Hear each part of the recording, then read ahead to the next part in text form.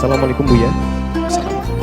Buya izin bertanya, jika bersentuhan kulit dengan kulit antara suami istri itu membatalkan wudhu, lalu kenapa disunahkan supaya suami istri berwudhu sebelum berhubungan?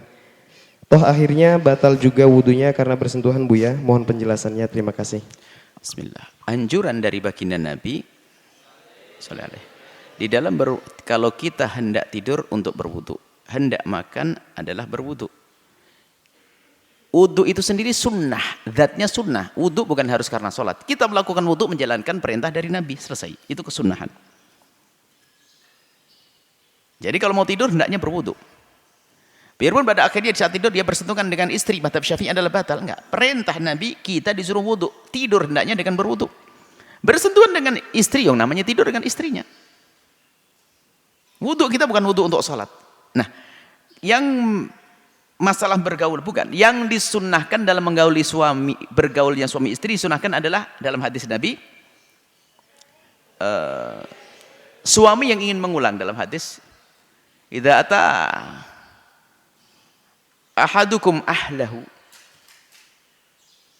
thumma arada an ya'uda falyatawadda bainahuma wudu'a.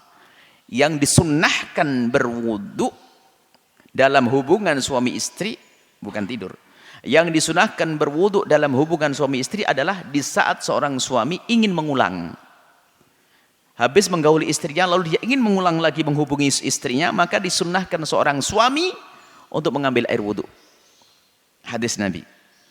Hikmahnya apa? Dalam riwayat lain disebutkan itu riwayat Muslim ini. Imam Muslim mengatakan seperti itu.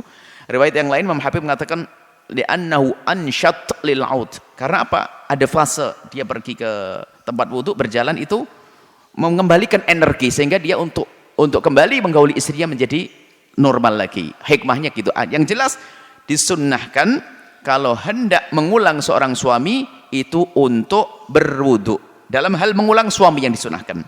Kemudian ada sunnah lagi, kalau habis hubungan suami istri hendak tidur, kalau tidak sempat mandi besar, hendaknya jangan sampai seorang suami atau istri itu tertidur dalam keadaan hadas, full hadas. Paling tidak dia sudah berwudu, mengambil salah satu daripada bersuci. Jadi hendak tidur punya air punya wudu setelah hubungan suami istri. Jadi jangan sampai ada di antara kita tertidur dalam keadaan belum mandi besar atau tidak wudu. Kalaupun ternyata enggak wudu, enggak mandi besar juga enggak apa-apa, enggak haram. Itu kan sunnah. Jadi sunnahnya ada apalah? Sunnah hendak tidur. Yang kedua sunnah hendak tidur. Yang pertama sunnah hendak tidur. Yang kedua sunnah di saat sang suami ingin mengulang. Yang ketiga adalah sunnah di saat hendak tidur belum sempat mandi, maka disunahkan berwudu. Inilah kesunahannya. Jadi ini bukan urusan masalah batal-batal, enggak. Bukan itu, kesunahan dari Nabi.